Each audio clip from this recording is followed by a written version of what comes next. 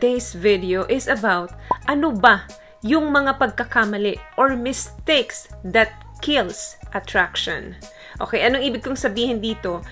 Especially for single men and single women. Mga maling nagagawa kung bakit napapatay ninyo yung sexual attraction. Ano ba yung sexual attraction? Ito yung pagtatangi or pagkagusto mo na makasama mo yung isang babae or isang lalaki. Dinidesire mo siya na makasama or makasiping. Kumbaga, pinagnanasaan mo siya. You are sexually attracted sa isang taong to. So, gagawan ko ng part 1 and part 2 tong video na to. Kailangan kong putulin tong video na to kasi baka pag pinagtuloy-tuloy ko, masyadong mahaba, mainit kayo. So, for now, gawan muna natin yung mga mistakes ng lalaki.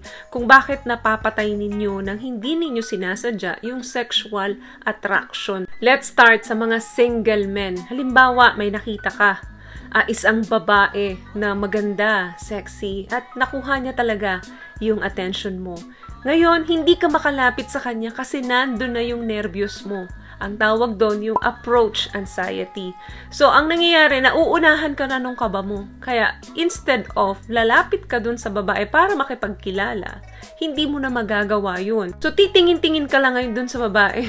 Parang naglalaway ka dahil panay ang suliyap mo. Meron akong isang article na nabasa na men around 35 to 55 years old na maganda na ang status sa buhay, may bachelor degree na. Mostly, sila yung nahihiyang makipagkilala for the first time dun sa mga babae, lalo na kapag ito ay surrounded with friends. So, ang nangyayari, yung fear and nervousness na lapitan yung babae kahit na attract ka sa kanya at gustong-gusto mo siya makilala, namamatay yun. Dahil intimidated ka na makipag-usap dun sa babae. So, ang nangyayari, nagkakaroon ng negative emotion on the spot kapag ikaw ay nanenervyos na. Kaya instead na mag-go ka, aatras ka ngayon dahil negative na nga yung pumapasok sa isip mo. Negative emotions are not good or bad. Ito ay isang pakiramdam lamang na kailangan i-release ng katawan mo. So, avoid worry, fear, anxiety, and yung mga negative emotions. Another mistake,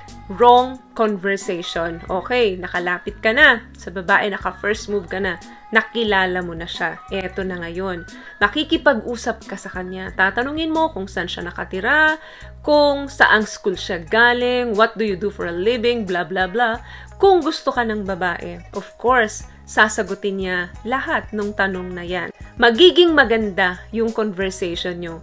Paano kung hindi ka gusto ng babae? Yang mga tanong na yan yung mga tanong na hindi namin nagugustuhan kasi medyo personal na agad yan. Hindi ninyo makukuha ang sagot dyan sa mga tanong ninyo ng totoo. What I love about this product, itong No More Dark Secret ng K-Skin, bukod sa may advanced whitening na siya na kung saan pwede niyang matulungan na pumuti yung mga singit-singit mo, moisturizing, meron siyang anti-irritation, antibacterial, maintain healthy pH level. Hindi lang pambabae, meron din po tayong pang-lalaki. Maayos. Yung tipong para kang nagtatanong na para kaming aplikante sa isang trabaho. At tinitingnan mo yung aming curriculum vitae kung maha-hire ba kami dyan sa hiring ninyo, dyan sa job na ino-offer ninyo.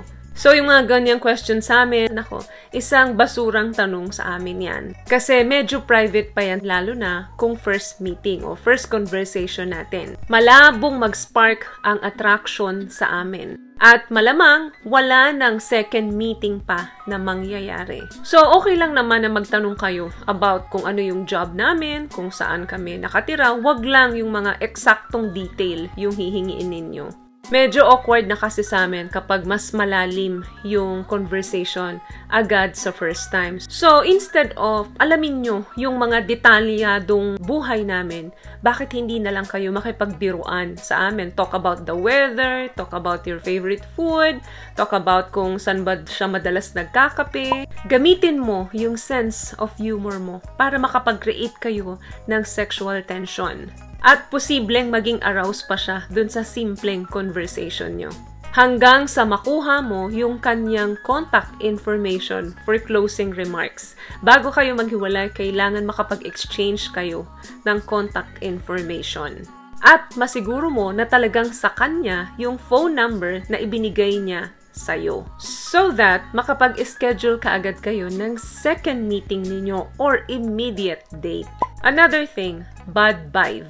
Para sa isang babae, kung gusto nyong ma-attract sa inyo ang isang babae, kailangan hindi niya maramdaman yung bad vibe na tinatawag. Nothing is more important than your vibe. Ano yung good vibe na yan? Yan yung energy na maipapakita nyo sa babae.